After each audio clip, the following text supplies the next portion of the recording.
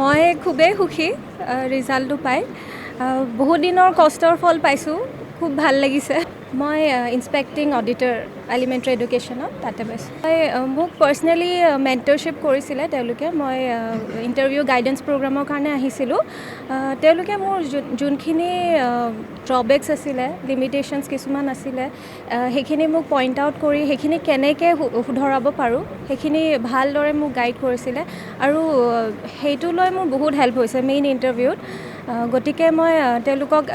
big thank U দিব বিচাৰোঁ হয় মই অনেষ্টি ফ'ল' কৰিম আৰু ইণ্টিগ্ৰিটিৰে কাম কৰি যাম মোৰ সেয়ে চেষ্টা হয় হয় হয় একদম বহুত ধন্যবাদ তেওঁলোকে ইমান ধুনীয়াকৈ এটা ক্লেৰিটি আনিছে গভৰ্ণমেণ্ট জবত আৰু ইমানকেইটা পদ ওলাই দিছে সেইটো বহুত মানে এপ্ৰিচিয়েবল হয় হয় মই ফাৰ্ষ্ট অফ অল সকলোকে মোৰ যিমান ৱেল উইচাৰ্ছ আছে মই সকলোকে থেংক ইউ ক'ব বিচাৰিম যোনে মোক এটলিষ্ট অলপ হ'লেও সহায় কৰিছে এই গোটেই জাৰ্ণিটোত আৰু ছেকেণ্ডলি মানে APSCত আগতে এনেকুৱা আছিলে যে এটা পাৰ্টিকুলাৰ ফৰ্মেট মানে এক্সামৰ এনেকুৱা এটা পাৰ্টিকুলাৰ কেলেণ্ডাৰ নাছিলে যেনেকৈ UPSCত হয় আৰু সেইটোৱে ষ্টুডেণ্টছবিলাকক বহুত অলপ প্ৰব্লেম ক্ৰিয়েট কৰিছিলে কাৰণ তেওঁলোকে এটা কিমান সময়লৈকে প্ৰিপেৰেশ্যন কৰি থাকিব সেইটো এটা দুধুৰ মুধুৰত পৰে কিন্তু এইবাৰ যিহেতু মানে এই যোৱা বছৰৰ পৰা দেখা গৈছে যে একদম টাইমলি ৰিজাল্টবোৰ উলিয়াইছে আৰু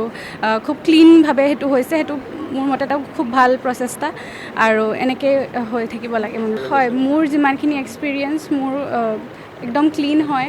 আৰু সেইটো মানে মই 100% গেৰাণ্টি দি ক'ব পাৰোঁ আৰু যোনে হাৰ্ড ৱৰ্ক কৰিছে তেওঁ ভাল ফল পাইছে মই আপোনালোকক অশেষ ধন্যবাদ জনাইছোঁ যে আপোনালোকে বাৰ্তাটো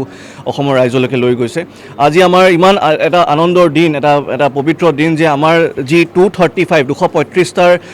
সফলতা লাভ কৰা তালিকাত APSC 2023 চনৰ তালিকাত আমাৰ 85জন ছাত্ৰ ছাত্ৰী উত্তীৰ্ণ হ'বলৈ সক্ষম হৈছে তাৰ ভিতৰত আমাৰ কেইবাজনো 8টা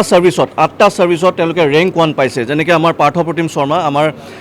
বহুত পুৰণা ষ্টুডেণ্ট ফাউণ্ডেশ্যন বেটছৰ ষ্টুডেণ্ট হয় তেখেত আৰু তেওঁক আমি